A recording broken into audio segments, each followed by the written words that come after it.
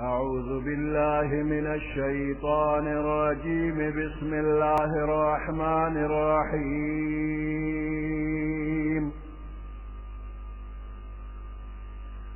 ألف لام ميم.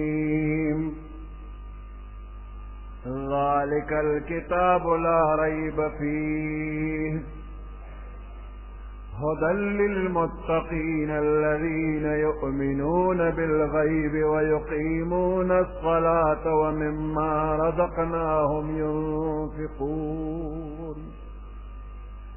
صدق الله العظيم.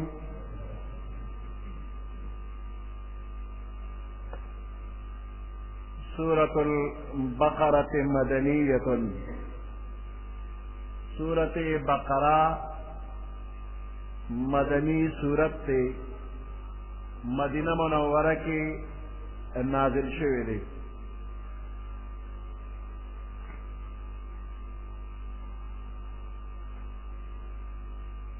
دوا سوا شپږ اتیا آیاتونه دي او څلوېښت رکوګانې دي. دا سورت بقره فضائل دا احادیثو پا کتابونو کی او پا تفسیرونو کی دیر راغلی دی.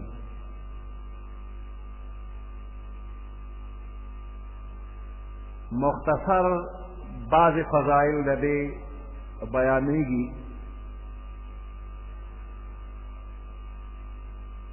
معقل ابن یسار رضی اللہ تعالی عنہ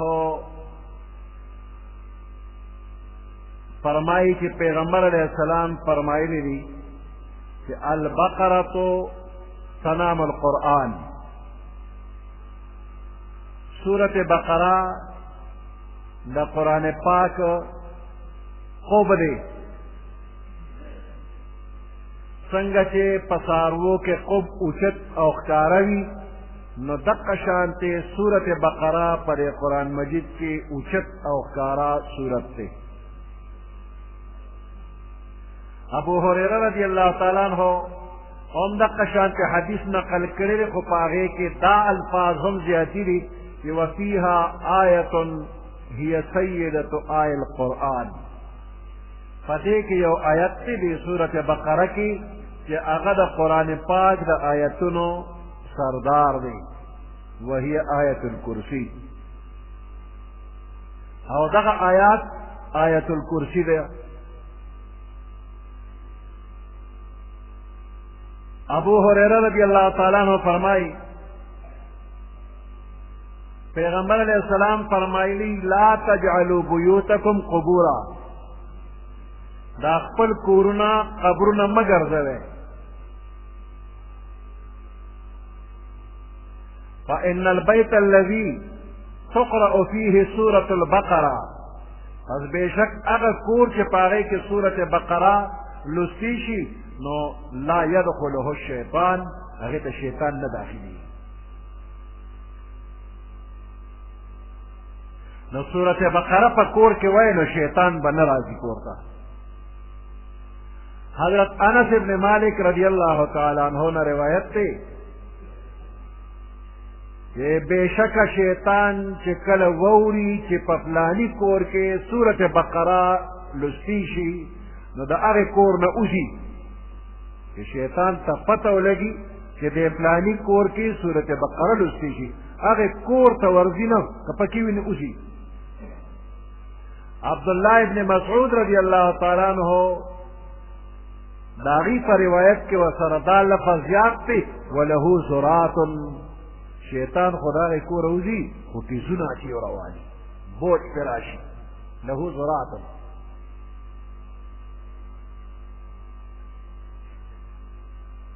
عبداللہ ابن مسعود رضی اللہ تعالیٰ عنہ فرمائی وی چاچے لس آیاتنا دا سورت بقرے دشپے اولستل نو دغ کور تبا دغ شپک شیطان نورزی. ماسخوتن لس آیات ہوئے تاسو دې کور ته به شیطان نه درځي. هغه لس کم آیاتونه دي. الف لام میم نواخلا تر مفلحون پوری څلور آیاتونه دا شو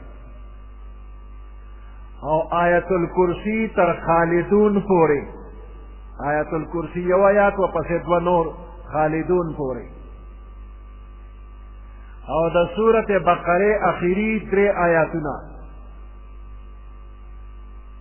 نو دا 10 آیاتونه چې د شپې د اوی نو ستاسو کور ته به شیطان نه راځي غل به نه راځي دشمن به نه راځي هیڅ بلا به نه راځي وی د شیطانانو نه مراد په دې احادیثو کې سرکش او خطرناک شیطانان دي مردت الشیاطین هغه سرکش شیطانان او دا ماشومان قرآن شریف یادای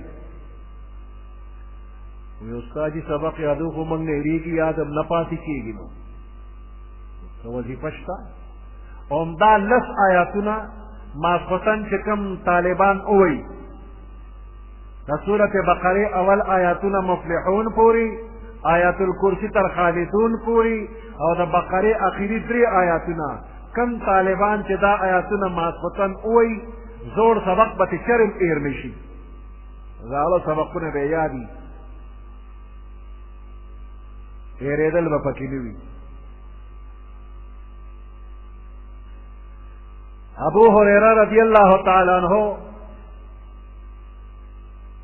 فرمائی چې پیغمبر علیہ السلام یو ځل لښکر لېږه نو په هغې لښکر باندې امیر مقرر کو نو د امیر مقرر کولو لپاره انټرویو یې اخیسته نو یو نوعمره زلمی چې راوسته پیغمبر علیہ السلام ته تپوس وکړو وی تا ته د قرآن څه حصه یاده ده نو هغه ویل معیه سورت کذا و کذا ما سره فلانې فلانې صورت شته فلانې صورت مې یاد دی فلانې صورت مې یاد دی و معیه سورت البقره ما سره سورت بقره هم شته نو پیغمبر علیه السلام تعجب وکړ امعک سورت البقره تا سره سورت بقره هم یاده ده قال نعم ویلو قال اذهب فانت اميرهم زتل دوی امیر شوی سورت بقره دی یاد ده زتل دی لښکر امیر شوی کمانډر یې ته جوړ کړ دې حدیث نه دا معلومه شوله چې د منصب او عهدې او مشرۍ لپاره د قرآن مجید ذکر او پویا د حضور علیه السلام په نظر کې اصلي معیار حسابېده موجوده وخت کې افسوس د مسلمانانو دنیایي عهدو او منصبونو دپاره نور څیزونه معیار دی او قرآن مجید او د هغې تعلیماتو باندې پویا دې لا د څوک حیثیت نه ورکوي چې ټول قرآن یې یادي نو اوس یو 20 نمبر یې وله زیاتې ورکوي هم سند به راوړې چې قرآن مې یاد دی نو د قرآن لبي د 20 نمبر پیغمبر علیہ السلام خو امیر لشکر چې جوړی نو صورت بقره یاد د امیر لشکر یې جوړ کړي نور تپوس یې نه دی کړی چې فوجي ټریننګ کې څنګه نور مهارتونه دې څنګه صرف په قرآن یې برتی که امیر یې کړ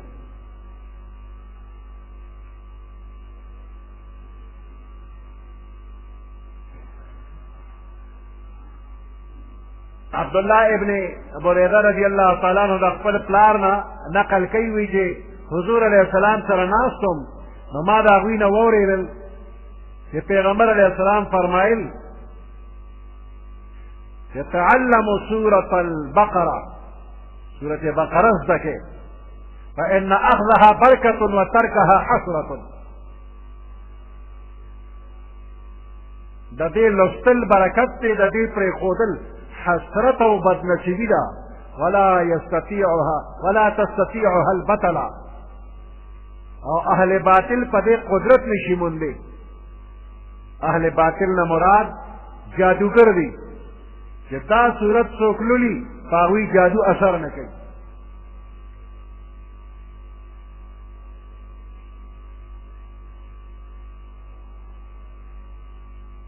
د سورتونو نمونه د قرآن مجید د سورتونو نمونه توقیفی دي. توقیفی څه مطلب؟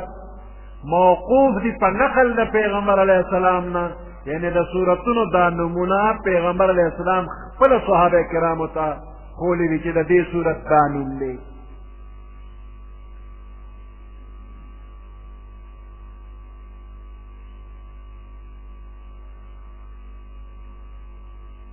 د دې سورت نوم سورت بقره پیغمبر علیه السلام صحابو ته خولی ده. عبداللہ ابن مسعود رضی اللہ تعالیٰ عنہ فرمائی منا کې د په منا کې جمره وویشتله، پښتو کې چې خلک وایي شیطانان یې وویشتل، د شیطان ویشتل نه، رمې د جمراتو. نو دا جمرات یې وویشتل، نو بیت الله یې ګس طرف ته راغی، منا یې ښي طرف ته راغله، او بیا یې وفرمیل هذا مقام الذي انزلت علیه سورة البقره. دا هغه ځای دی چې د دې په باره کې په سورت بقره کې بیان دی. نو پیغمبر علیه السلام دا نوم ایښی دی چې د دې جمراتو په باره کې آیاتونه سورت بقره کې راغلي دي. د مکې فتحه چې وشوله، ورپسې د حنین غزا وشوله.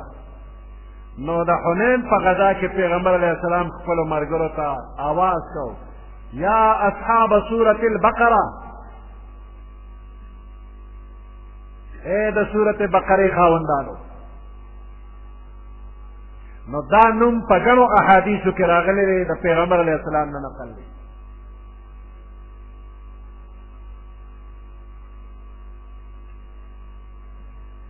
سورت بقره کم ځای نازل شوی دی؟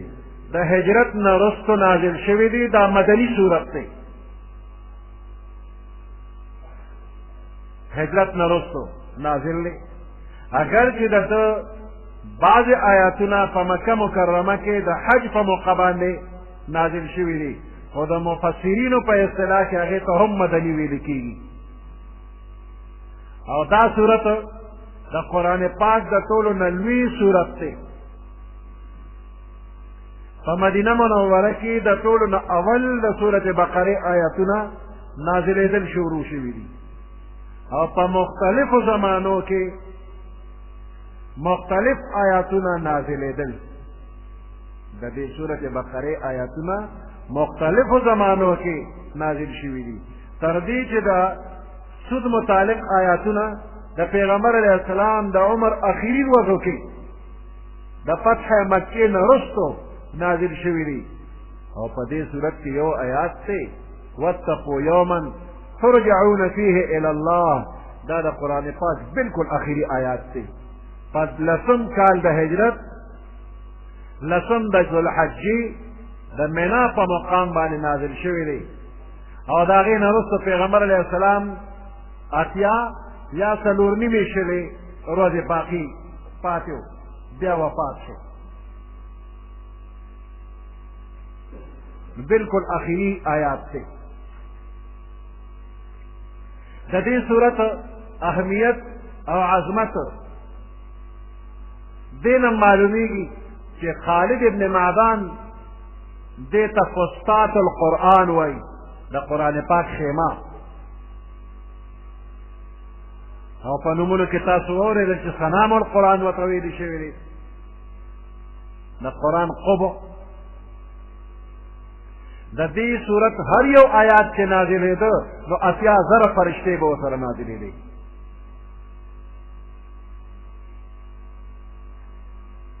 علامه ابن عربي رحمت الله علیه فرمایي چې ما د خپلو مشرانو نه اورېدلي دي چې په سورت بقره کې 1000 امر او 1000 پکې نهي او 1000 حکمتونه، 1000 واقعات او قصص دي.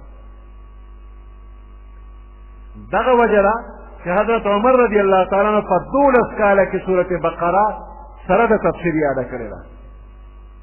12 کاله کې سورت بقره سره د احکامو ټول علمونه یې پکې یادول، 12 کاله کې یاد کړې. او د عمر رضی الله تعالی عنہ زوی حضرت عبدالله ابن عمر په 8 کاله کې سره د تفسیر هدایت کړو. عمر رضی الله تعالی عنہ چې سورۃ بقره یاد کړه یو درم خیرات یې کړو اوخه حلال کړ او عام دعوت خلق له خیرات یې کړو ما سورۃ بقره یاد کړه. په سورۃ فاتحه کې من سوال کو چې اهدنا الصراط المستقیم، نو په سورۃ بقره کې دغه سوال جواب راغلی دی، منظوری وشوه کہ بندہ تاوی چې ما ته صراط مستقیم وخیا، هغه صراط مستقیم چې نو ذالک الکتاب لا ریب فیه هدی للمتقین، دا کتاب دی چې په دې کې هیڅ شک شبه نشته، متقیانو لپاره په دې کې هدایت دی.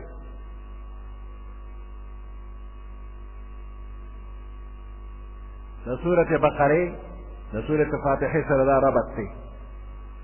او بل ربط یې دا دی چې په سورۃ فاتحه کې انعمت علیهم هغه خلک چې تا په انعام کړی دی د هغوی ذکر شوی دی. یو غیر المغضوب علیهم غضب والی خلک دا پکې دویم، ولا الضالین گمراهان دا پکې دریم. نو په سورۃ بقره کې د دغه دریو ډلو بیان په ابتدا کې کیږي. په ابتدا کې هدی للمتقین نه پس اولئک علی هدی من ربهم تر دغه پورې د متقیانو بیان دی، انعمت علیهم والذی منعم علیهم دا هغوی بیان دی. ورپسې په دوو آیاتونو کې خالص کافران ان الذین کفروا سواء علیهم، دې دوو آیاتو کې خالص کافران، ورپسې ومن الناس اخوا تقریبا 14 آیاتونو کې د منافقانو بیان دی.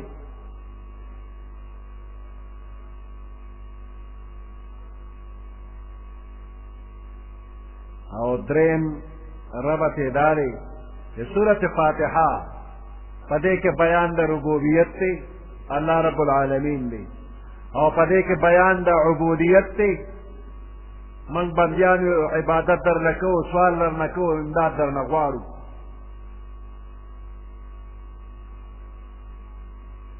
او په دینی مقصدونو یقیني مطلبونو کې په طلب د هدایت باندې سورۃ فاتحه مشتمل ده، او سورۃ بقره هم مشتمل ده.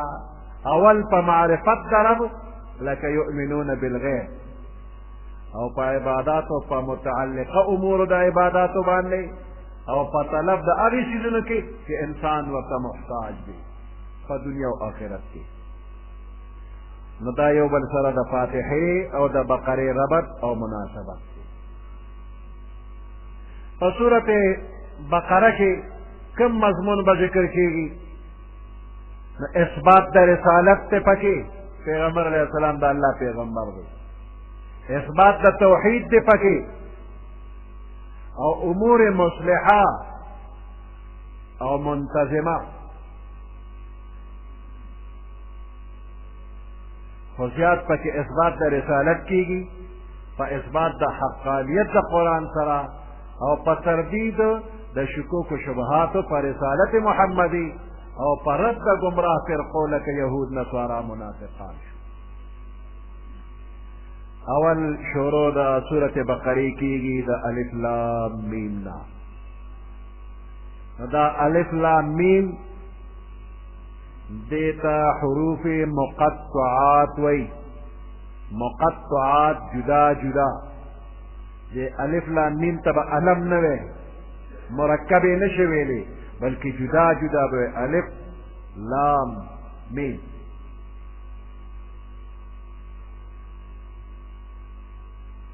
دا حرفونه چې راشي بعض علما وایي دا د هغه صورتونو چې د کومو صورتونو په اول کې راغلي د دغه صورتونو نومونه دي، او څوک وایي چې دا زائد حرفونه دي چې راغلي دي د پاره د تنبیه او د خبردارۍ په قطع کېدلو د کلام او په شروع کېدلو د بل کلام.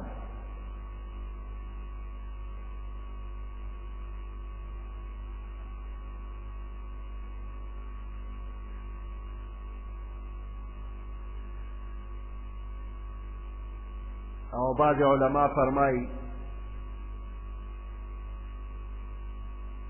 چې دا خاص اشارات دي او رازونه دي چې علم یې د الله نه علاوه بل چاته نشته، او شاید چې پیغمبر علیه السلام ته د دې علم د یو راز په طور باندې ورکړی شوی دی، خو امت ته د ښودنې نه منع کړی شوی چې امت ته دې نه ښیي، د دې تبلیغ به نه کوي. نو دې وجې نه د پیغمبر علیه السلام نه په دې کې څه را نقل نه دي چې الف لام میم څه معنا څه مطلب پیغمبر علیه السلام نه دي فرمایلي. نو دا د الله او د رسول الله صلی الله علیه وسلم ترمنځ راز دی.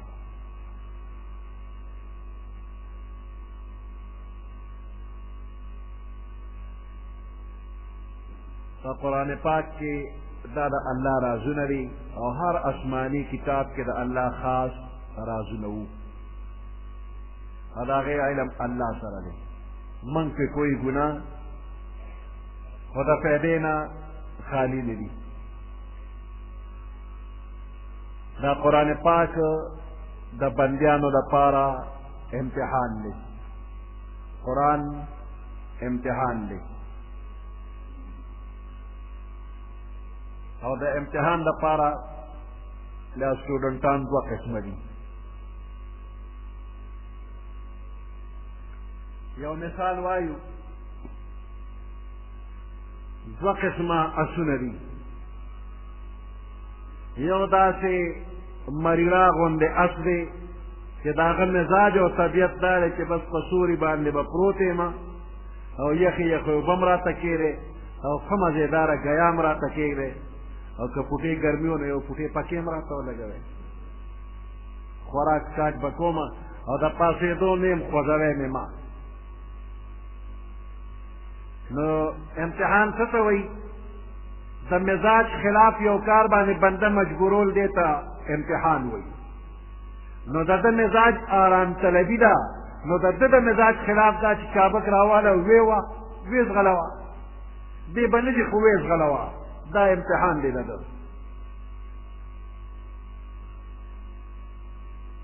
او دویم قسم اس دی چې هغه ډېر تکړه دی، ښه خوراکونه یې کړي دي، سرب دی، او د منډې ټریننګ یې هم کړی دی، د ګوړدوړ په میدان کې خلک ځغلئ.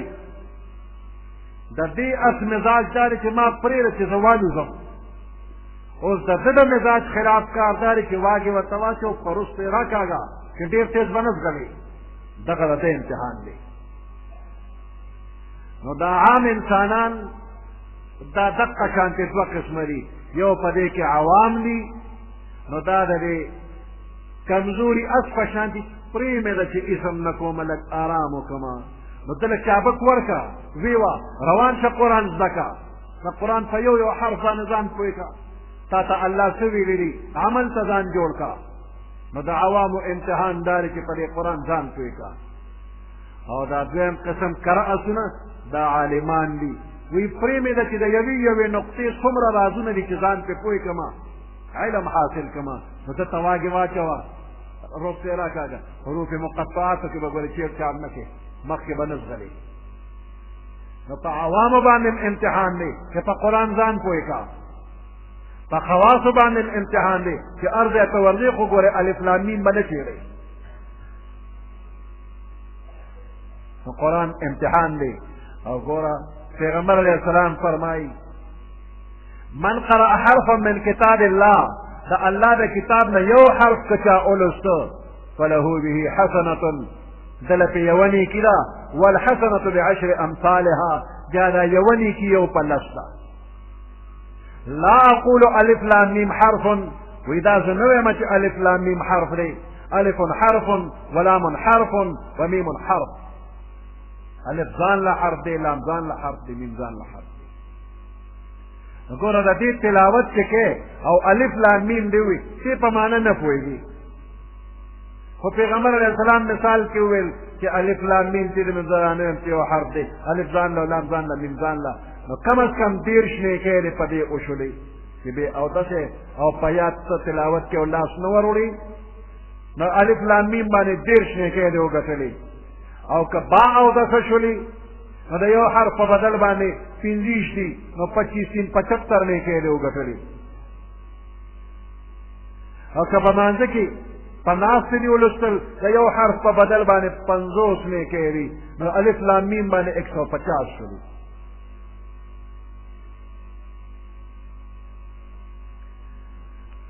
او که په مانځه کې په ولاړې دې ولوسته نو الف لام میم په یو حرف 100 نیکۍ، نو 300 نیکۍ شو. ګوره ثواب یې څومره دی، په معنی نه پوهېږي ثواب یې دی.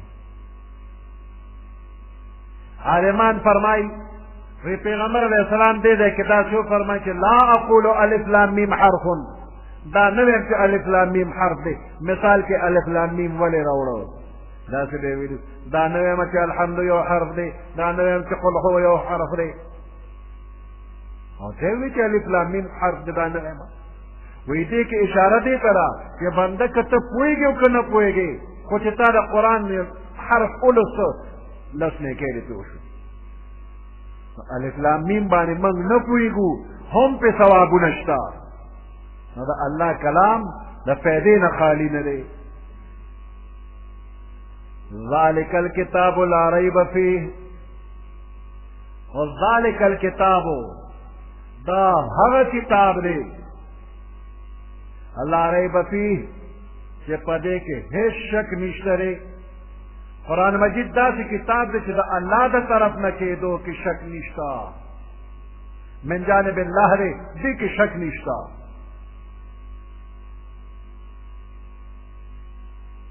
اوس دا ذالکا د عربی ژبې د قاعدې مطابق په ذالکا اشاره کېږي هغې شیز ته چې هغه لرې وي. لرې شیز ته چې اشاره کې نو ذالکا به وی، او چې نږدې شیز ته اشاره کې نو هذا. الف لام میم هذا الکتاب لا ریب فیه، داسې پکارو. نو موږ هذا پرېښوده او وایي چې ذالک الکتاب.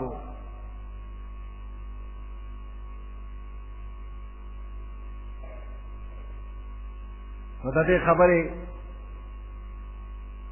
جواب پکار دی. دا زما او ستا مخې ته چې قرآن پروت دی، نو دا خو نږدې دی. هذا پکارو، نو ذالکه دې ولې راوړو؟ نو لفظ د ذالکه راوړل چې لرې شیز ته په اشاره کېږي، په دې غرض راوړی شوی دی چې په دې کې اشاره وشي د دې کتاب هغه لوړ مقام ته، عظیم الشان مقام ته. یعنی دا کتاب د مقام او د مرتبې په اعتبار ډېر لرې مرتبې او مقام والا کتاب دی. د دې کتاب شان ډېر لوی دی. او دویم جواب یې دا دی چې د دې کتاب ذکر د پخوا راسې د پیغمبرانو په کتابونو کې را روان دی. هر پیغمبر په خپله زمانه کې څنګه چې د نبي آخر زمان صلی الله علیه وسلم د راتګ پیشنګویي او زیری به ورکو، دقه شانته د قرآن زیری به هم ورکو چې هغه ته به خدای پاک کتاب ورکوي، هغه قرآن دی. نو دا هغه کتاب دی چې پخوانو کتابونو کې زرګونه کاله روان دی، د دې ذکر را روان دی. دا هغه کتاب دی.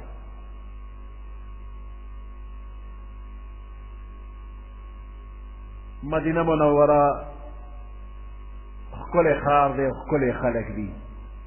الله دې ولا ټول مسلمانان دي. د یمن یو بادشاه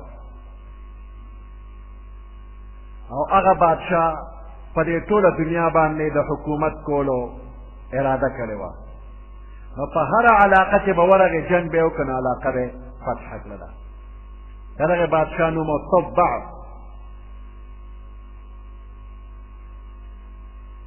نو مدینې منورې ته سره د لښکر راغی. په مدینه منوره باندې حمله وکړل او جنګ شروع شو. د مدینې منورې خلک ښکلي خلک دي، تبع بادشاہ په لښکر واچو جنګ ورسره کوي خو چې ټوله ورځ به جنګ وشو او ماښام به جنګ قرار شو نو د مدینې منورې خلکو به کور کې سوال جواب کړو شاه به تیاری وکړې ډوډۍ پخې کې دا د یمن مسافر راغلي دي بې کوره دوی به څه کوي دوی له ډوډۍ پخې کې نو ډوډۍ به یې پخې کړو لښکر کې به یې ډوډۍ ویشلي ټوله ورځ به یې ورسره جنګ کړو او ماښام به یې پرې ښه خوراک وکړ نو څلور میاشتې مسلسل تبع بادشاه د مدینې خلکو سره جنګ وکړ او څلور میاشتې هغوی ښه مېلمستیا ونه وکړه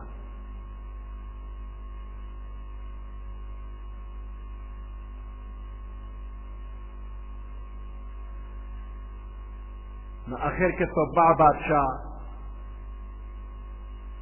ملګرو ته وویل نورې علاقې خو ډېرې زر زر فتح کېدې او دا ښار نه فتح کېږي څه وجه ده نو په دغې لښکر کې عالمانو او هغې عالمانو ورته وویل بادشاه ته وی زمونږ آسماني کتابونو کې چې کوم پیشنګویي راغلې ده هغې کې موږ معلومو چې دا هغه ښار دی چې نبی اخر زمان صلی الله علیه وسلم به پیدا شي او دلته به تشریف راوړي دا د هغه د هجرت مقام دی دا نشي فتح کولی په دې ځان ستړی کوه ما د بادشاه په زړه کې د پیغمبر علیه السلام د نوم احترام راغی او د مدینې منورې نه لاس په سر شو نورې حملې نه کومه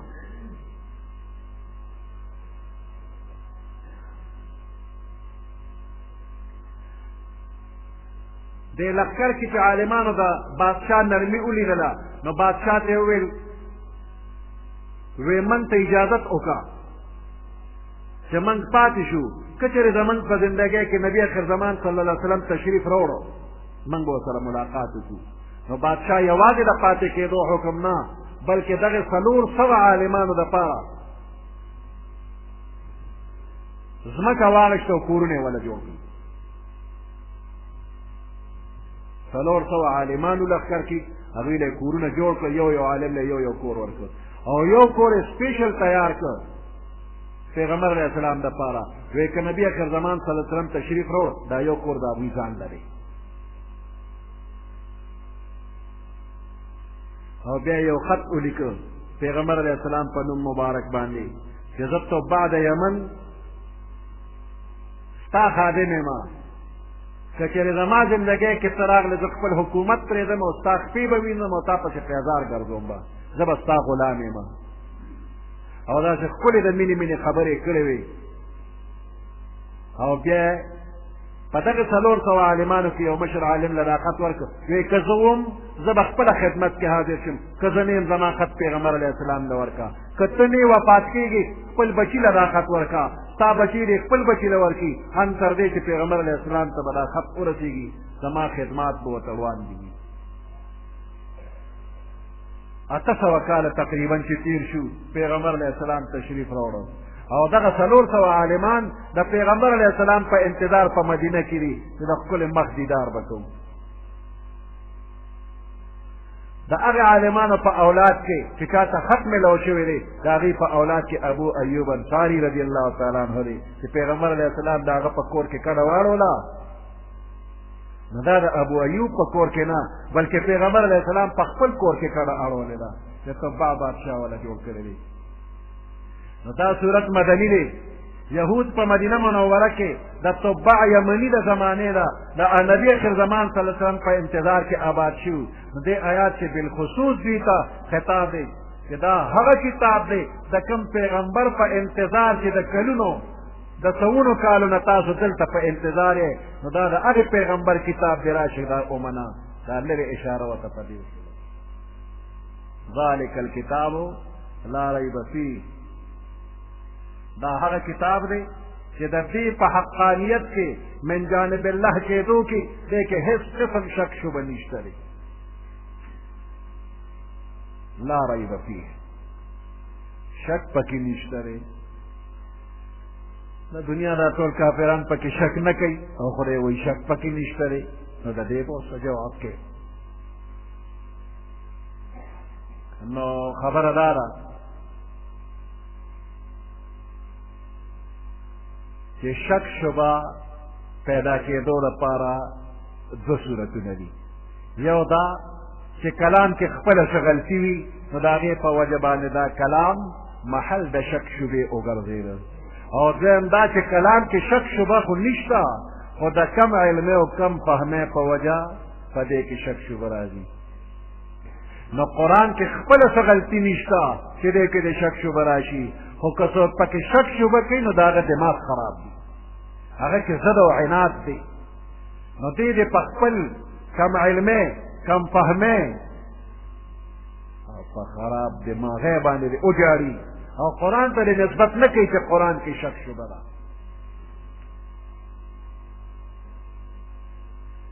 او یا دویم جواب دا چې لا ریب فیه دا اخبار دی، خبر ورکول، خو په معنا د انشاء، په معنا د حکم دی. پام کوه دې کې شک ونه کړي، لا ریب فیه دې کې شک مه کوه دې کتاب کې، دا د الله د طرف نه دی.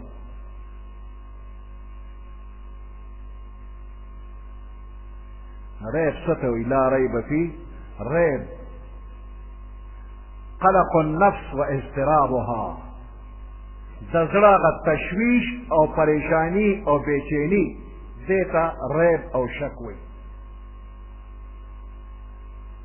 نو د شک په وجه د انسان زړه بېچین او پریشان وي، خو چې قرآن په صحیح معنو کې ولولې نو زړه ته به د سکون پې حاصل شي. نو دې کې شک نشته، دې کې آرام دی، دې کې تسلي ده مؤمن دپاره. هدى للمتقين، متقين دپاره هدایت دی.